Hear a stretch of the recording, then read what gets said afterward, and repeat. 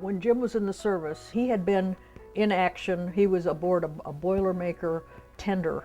And when he came home, he went over to see my sister because she'd written to him. Well, I was a junior in high school. Well, he wanted to go ice skating because he'd been in the South Pacific. And I told him, I'll go. He says, okay. Oh my, what a thrill. You know what I mean. And so we hit it off big time. Jim's folks hadn't gone to church at all. My folks hadn't gone to church at all. We ended up being married, but we were started going to church. It's kind of a social type gospel, I suppose, that pat you on the head and you don't see them till the next week and don't require anything of you. We ended up staying at the Presbyterian Church for 28 years. The kids never missed Sunday school. Joel was going to Elmhurst. He was in high school.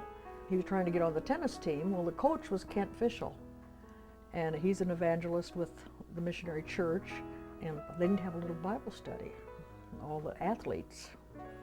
Well, Joel ended up receiving Christ over there. Dave came home his freshman year, I think, from college, and Joel was telling him about it, and he thought, oh, for crying out loud, someone is feeding him a line of something. And so anyhow, he ended up going with him. He came home saved. We didn't have any idea they had done that. Didn't have any idea Amy had done that, because they were all still going to the Presbyterian Church.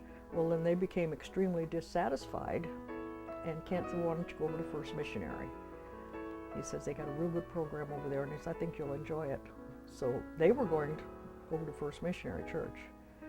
They'd be downstairs. Kent Fischel would have Bible studies downstairs, and we'd sit upstairs, and Jim would say, what are they whispering about down there? And I said, I don't have any idea. We didn't have any idea. I mean, we were out in left field big time. And meantime, we had heard David Jeremiah on television. We were both sick with the flu at the same time, and so we never missed church. So we listened to him. We started hearing things that we had never heard before, like being saved and like serving and like all this and that, and we'd never heard that before. And he says, wonder why we don't hear that. I don't know. About that time, Dave asked us, why don't you come on over to First Missionary? They're starting a new series on reconciliation. You know, I thought reconciliation was to get even, not to We ended up visiting over there, and they asked us to come to Sunday school. Well, I was just having a great time. So anyhow, we ended up being asked to a Bible study and all this and that, and got right down to it. Thought we'd join the church. And they said, you have to give your testimony. And we didn't even know what that was. Didn't have the foggiest. And so I thought, oh dear, you know what I mean? Now what do you do? Well, there's just one thing to do. Either you get on or you get off, you know.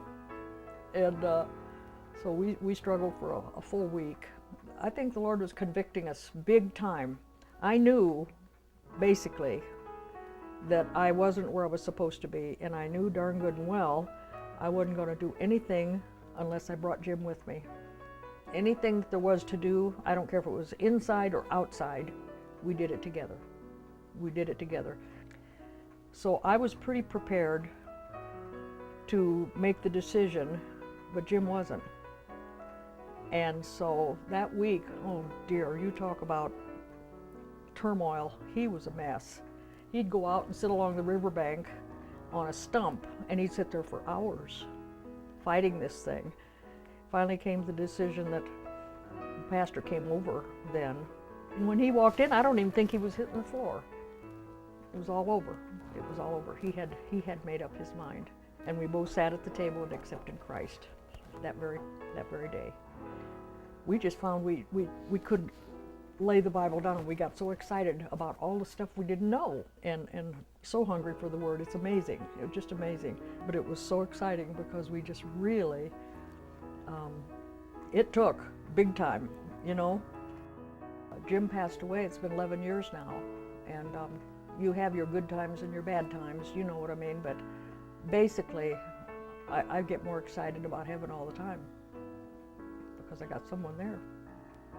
We were good together, and it's been a little different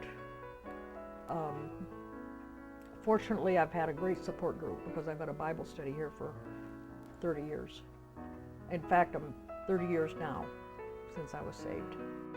I think that was the only regret that I had about the whole thing, was that we didn't do it sooner. You know, we have had such a wonderful ride. It's just been a great thing. But we didn't know, so I've just been super, super blessed. We have healthy children and grandchildren, and all of them, 4 to 5 years old, I get a phone call from one of my little grandchildren. Grandma, guess what? I asked Jesus into my heart. Every one of my little grandchildren made a special phone call, you know, and it just was, you can't want more. You can't want more.